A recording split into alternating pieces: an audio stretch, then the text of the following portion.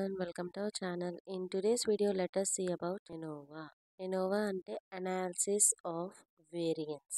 This test is developed by Ronald Fisher in 1918. It is also known as Fisher analysis of variance and also difference between more than two groups.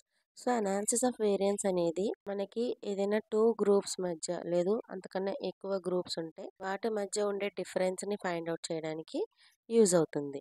అలాగే this is also known as Fisher analysis of variance. ఎందుకు అంటే it was developed by Ronald Fisher in 1918. ఇందులో మనకి two models ఉంటాయి. ఒకటి one way model, one way ANOVA, and second one వచ్చేసి two way ANOVA. First మనం one way ఎనోవాకి సంబంధించి చూద్దాం. వన్ వే ఎనోవాలో వన్ వే ఎనోవా అంటే మనం ఒక వేలోనే క్లాసిఫికేషన్ అనేది చేస్తాం అన్నమాట. So here see okay, one way ANOVA is used to compare more than two groups based on one factor, that is one independent variable. So one way Innova అనేది two groups ని compare చేయడానికి use అవుతుంది. కాకపోతే ఒక factor తోనే two groups ని మనం compare చేస్తాము. Well coming to two way ANOVA, it is used to compare more than two groups based on two factors or two independent variables. So one way ANOVA ఏంటి అంటే మనం ఒక factor base చేసుకుని two groups ని compare చేస్తాం. Well coming to two way ANOVA, more than two groups based on two factors. So ఎలాగా ఏంటి వీటి మధ్య డిఫరెన్స్ అంటే ఒకసారి ఎగ్జాంపుల్ సమ్ చూద్దాము. Model one way Innova to test the significance variation of the retail prices of a commodity in three cities. Retail prices of a commodity in three cities. 4 shops were chosen at random in each city and prices observed in rupees were as follows. So, ఒక సిటీలో మొత్తం 3 సిటీస్లో 4 shops అనేవి తీసుకున్నారు. ఎందుకు అంటే వీటి మధ్య ఉండే ఈ షాప్స్ మధ్య ఉండే రిటైల్ ప్రైసెస్ అనేవి ఎలా ఉంటాయి అని మనల్ని ఫైండ్ అవుట్ చేయమన్నారు. సిగ్నిఫికెన్స్ వేరియేషన్ ని టెస్ట్ చేయడానికి 3 సిటీస్లో 4 షాప్స్ తీసుకున్నాం. అందులో ఉన్న కాస్ట్ వచ్చేసి మనకి ఇలా ఇచ్చారనమాట. మొత్తం 3 సిటీస్ అలాగే 4 షాప్స్. 3 సిటీస్ వచ్చేసి Bombay, Calcutta and Delhi. Shops are 1, 2, 3, 4. ఇవి వచ్చేసి వాటి ప్రైసెస్ అన్నమాట.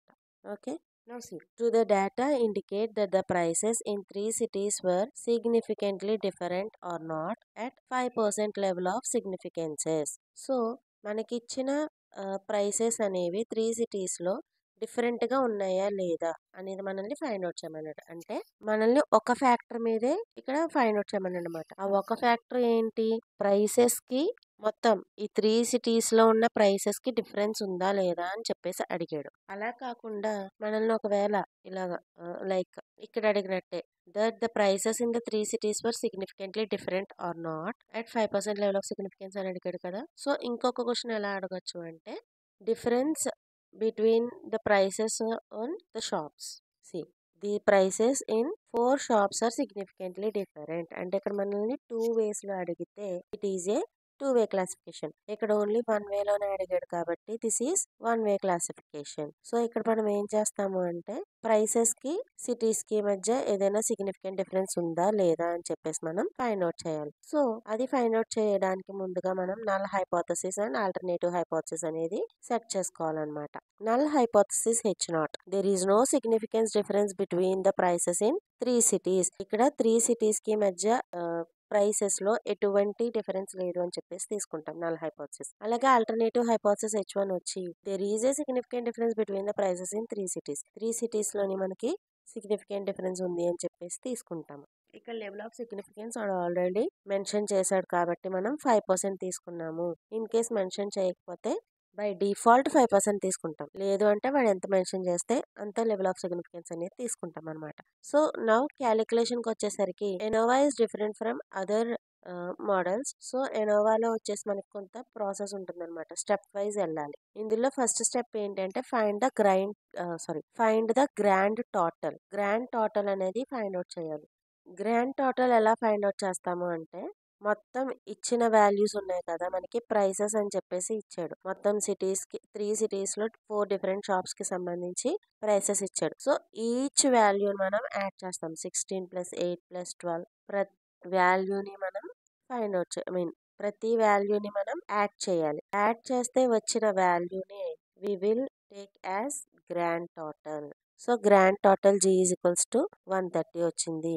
నెంబర్ ఆఫ్ అబ్జర్వేషన్స్ వచ్చేసి మనకి 12 అన్నమాట. ఇది సెకండ్ స్టెప్. ఫస్ట్ స్టెప్ లో గ్రాండ్ టోటల్ ఫైండ్ అవుట్ చేస్తాము. సెకండ్ స్టెప్ లో నెంబర్ ఆఫ్ అబ్జర్వేషన్స్ చేస్తాము. అలాగే third step. In third step we will find out the correction factor. Correction factor అంటే grand total square divided by number of observations. So grand total వచ్చేసి మనకి 130 whole square divided by 12 అంటే 16,900 divided by 12 మనకి ఎంత వచ్చింది? 1408.3. నా fourth step లో వచ్చి sum of squares of total find out చేయాలి. అంటే మనకి ఇచ్చిన వాల్యూ ప్రతిదీ కూడా స్క్వేర్ చేసి యాడ్ చేసిన తర్వాత దాంట్లోంచి మనకి మనం ఇందాక ఫైండ్ అవుట్ చేసిన కరెక్షన్ ఫ్యాక్టర్ ని లెస్ చేయాలన్నమాట. ఇక్కడ చూడండి 16 square plus 8 square plus 12 square 14 square 14 square 10 square 10 square 16 square 4 square 10 square 8 square 8 square ఇవన్నీ యాడ్ చేసి స్క్వేర్ చేసి యాడ్ చేసిన తర్వాత కరెక్షన్ ఫ్యాక్టర్ ని మనం దాంట్లోంచి లెస్ చేస్తాము. ఓకే, లెస్ చేయగా మనకు వచ్చిన వాల్యూ వచ్చేసి 147.7. సో ఫిఫ్త్ స్టెప్ లో we will find out the sum of squares of cities. ఇక్కడ మనం ఓన్లీ స్క్వేర్స్ ఆఫ్ సిటీస్ అడిగాడు కాబట్టి ఓన్లీ స్క్వేర్స్ ఆఫ్ సిటీస్ చేస్తున్నాం. అంటే ఇది 1 వే క్లాసిఫికేషన్ కాబట్టి ఓన్లీ సిటీస్ చేస్తున్నాం. ఒకవేళ difference between the prices and the shops అడిగాడు అనుకోండి, అప్పుడు some of squares of shops కూడా చేయాలి. సో ఇది 2 వే క్లాసిఫికేషన్ లో ఎలా చేయాలి అనేది నేను చూపిస్తాను. 1 వే క్లాసిఫికేషన్ వచ్చేసరికి some of squares of cities. Some of squares of cities అంటే ఇది కదా మనకి రోస్ అన్నమాట. Some of squares of cities కి వచ్చేసరికి రోస్ వాల్యూస్ మనం అంటే సిటీస్ లో ఉండే ప్రైసెస్ కి మనం చేయాలి. సಮೇషన్ x1 దీన్ని x1 అనుకుందాం, బాంబేని, కలకత్తా x2 అండ్ ఢిల్లీ వచ్చేసి x3. సో ఇవన్నీ యాడ్ చేయాలన్నమాట. ఇవన్నీ యాడ్ చేస్తే x1 సಮೇషన్ x1 ఎంత వచ్చింది? 50. సಮೇషన్ x2 కూడా 50 వచ్చింది. సಮೇషన్ x3 50. సో వీటన్నిటికీ ఫార్ములా ఏంటి అంటే summation x1 square by n1 plus summation x2 square by n2 plus summation x3 square by n3 minus correction factor. Okay, ఇవన్నీ యాడ్ చేసిన తర్వాత మళ్ళీ మనం కరెక్షన్ ఫ్యాక్టర్ ని లెస్ చేయాలి. So sum of squares of cities చూడండి, మనకి సಮೇషన్ x1 x2 x3 కూడా 50 వచ్చాయి. ఇక్కడ సಮೇషన్ x3 చూడండి 4 + 10 14 14 + 8 22 22 + 8. ఓకే, సಮೇషన్ x3 వచ్చేసి మనకి 30 వచ్చింది. మనల్ని sum of squares of cities అడిగాడు కదా. So summation x1 square by n1 plus summation x2 square by n2 plus summation x3 square by.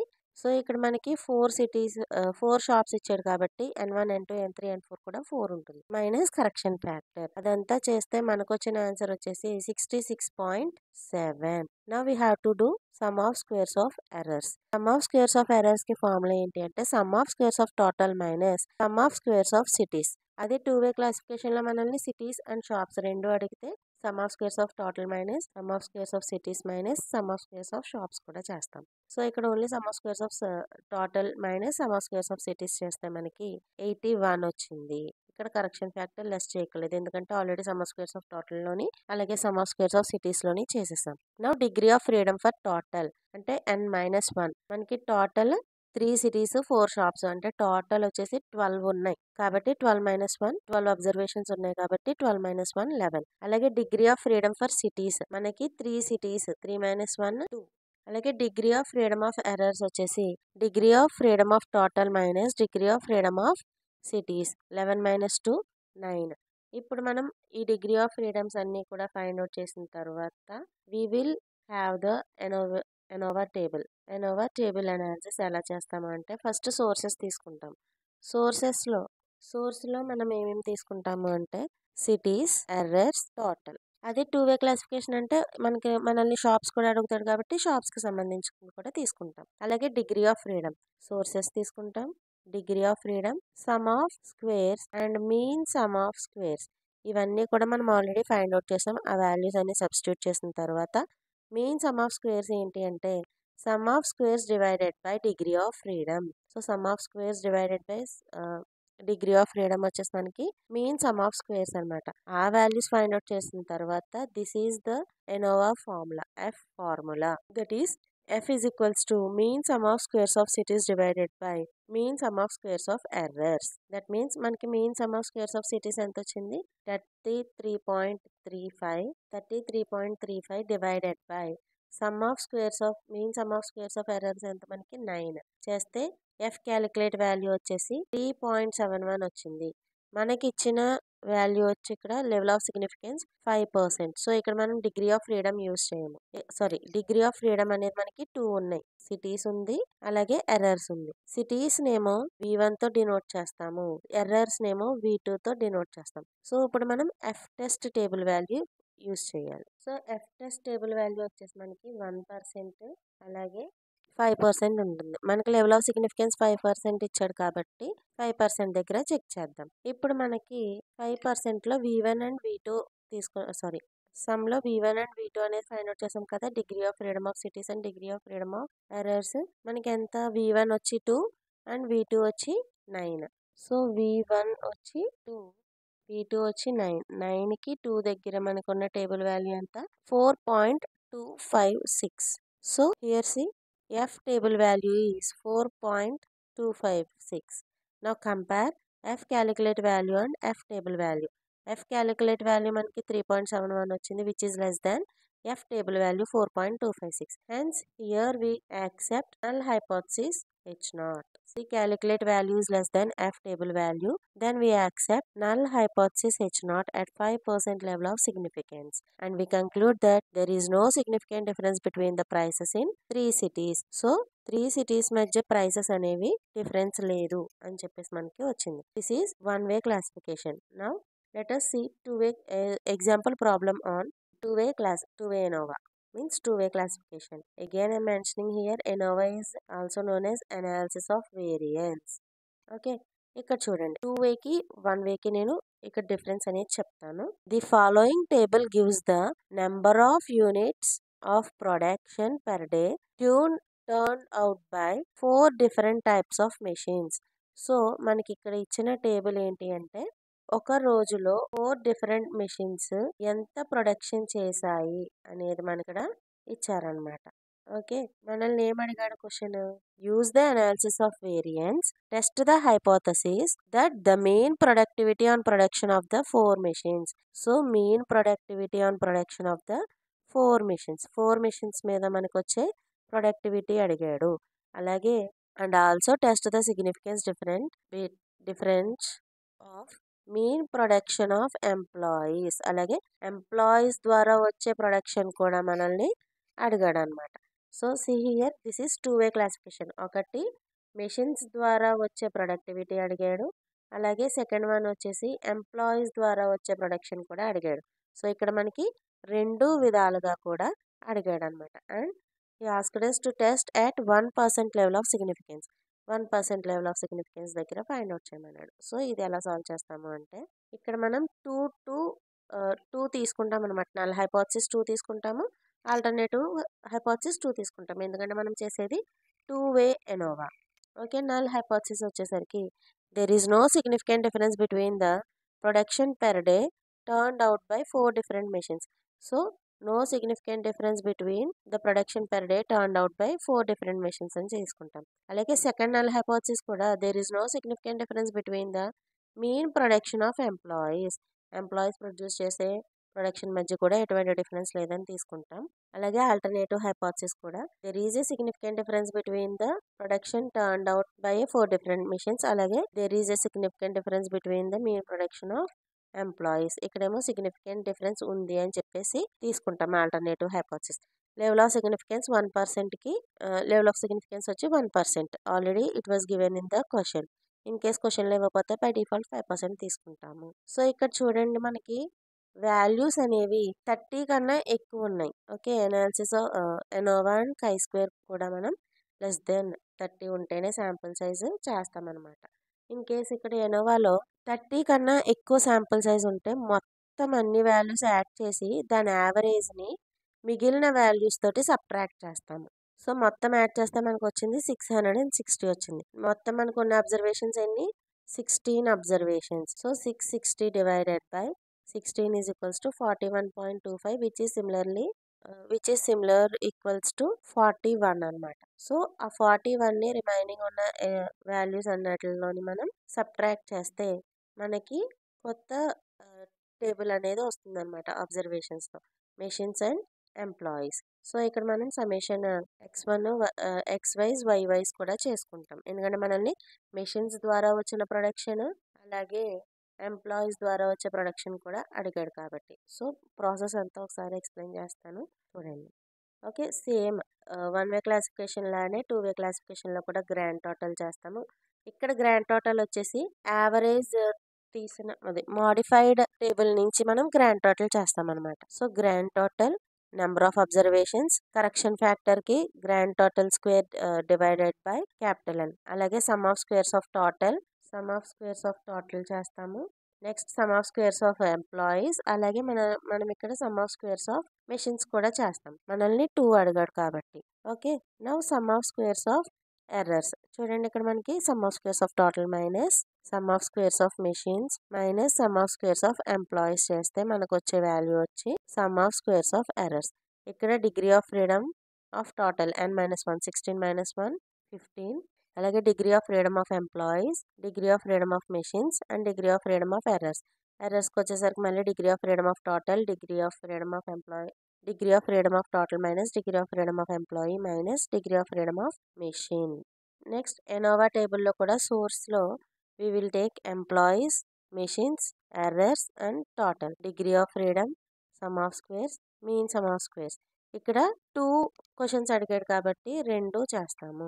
First మెషిన్స్కి చేద్దాం. మెషిన్కి ఫార్ములా ఏంటి? F = mean some of squares of machines divided by mean some of squares of errors. అంటే 104.2 divided by 10.7 ఎంత వచ్చింది మనకి? 9.73. ఇది F calculate value. మనకి level of significance 1% ఇచ్చాడు. V1 and V2. V1 వచ్చి మెషిన్స్ అనమాట. Degree of freedom of machines వచ్చి 3, degree of freedom of errors వచ్చి 9. సో దీనికి టేబుల్ వాల్యూ చూస్తే మనం ఇక్కడ 1% లెవెల్ ఆఫ్ సిగ్నిఫికెన్స్ దగ్గర చూడాలి. సో 1% లెవెల్ ఆఫ్ సిగ్నిఫికెన్స్ దగ్గర V1 వచ్చి మనకి ఎంత వచ్చింది? 3, V2 వచ్చి 9 అనమాట. సో 9కి 3 దగ్గర 6.992. సో ఇక్కడ మనకి ఎఫ్ టేబుల్ వాల్యూ వచ్చేసి 6.992 వచ్చింది. Now let us compare F calculate value and F table value.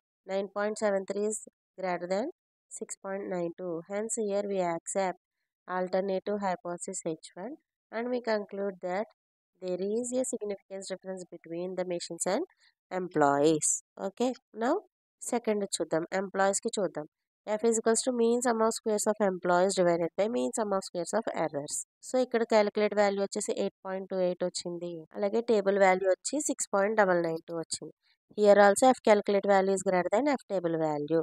Hence we accept alternative hypothesis and we conclude that there is a significance difference between the machines and employees. This is one way classification and two way classification. One way classification అంటే ఒక వేలోనే మనల్ని question అడుగుతాడు.